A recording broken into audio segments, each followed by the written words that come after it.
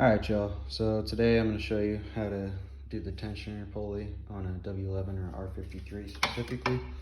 So you can get really any one of these like generic tensioner pulley removal tools. You don't have to get the one specific for the R53.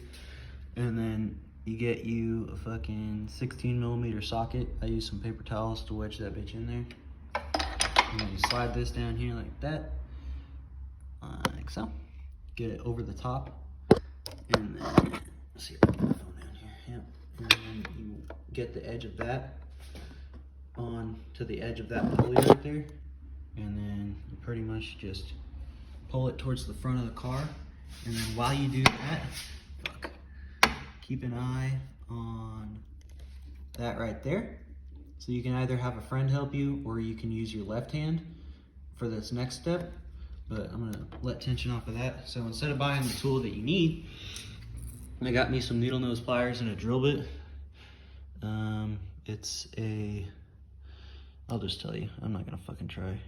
7/64 is what worked for me.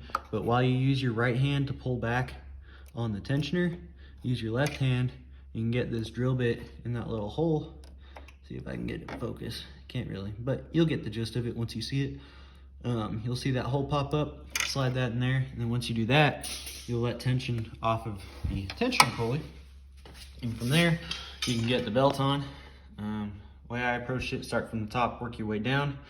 I drew this little diagram. I'd recommend draw your own diagram because sometimes they can differ depending on what kind of vehicle you drive. Obviously, this one's going to be specific to the Mini guys, but you get the gist. The way I approached it is I did this pulley last. And so when I got everything else wrapped around, I applied pressure again. And then once I had a little less tension off of the tensioner pulley, I slid it on here with my left hand while I was using my right hand, or you can have a friend do it, but you know, I don't have any friends.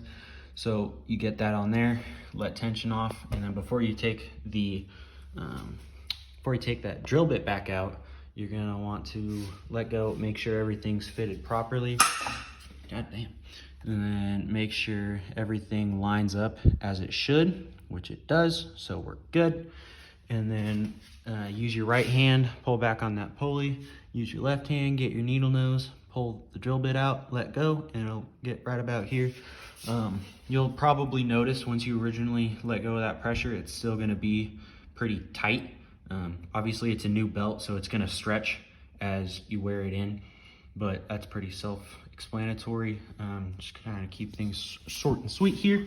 But to get the fender liner out, it's basically wherever you see a little screw, just take it out. Some of the little plastic screws, like, they look like this. What you're gonna wanna do is when it's together, let's see if I can do this. Get this off camera here for a second. So when it's screwed in, what I did is I used a pocket knife, which I got right here, and I kind of wedged it in between the screw and the actual clip. So like that, I applied a little bit of pressure, and then I used my little stubby screwdriver and screwed it out. So basically that just makes sure that it doesn't just spin in there and that you're actually gonna be able to pull it out. So there's various ones throughout here, just make sure you're double checking. And then there's one up in here, and then there's one up in here. And then it just comes right off after you get your wheel off.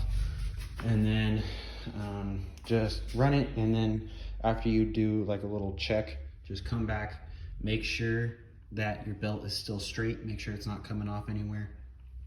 Keep an ear out, obviously. Make sure nothing's rubbing or anything.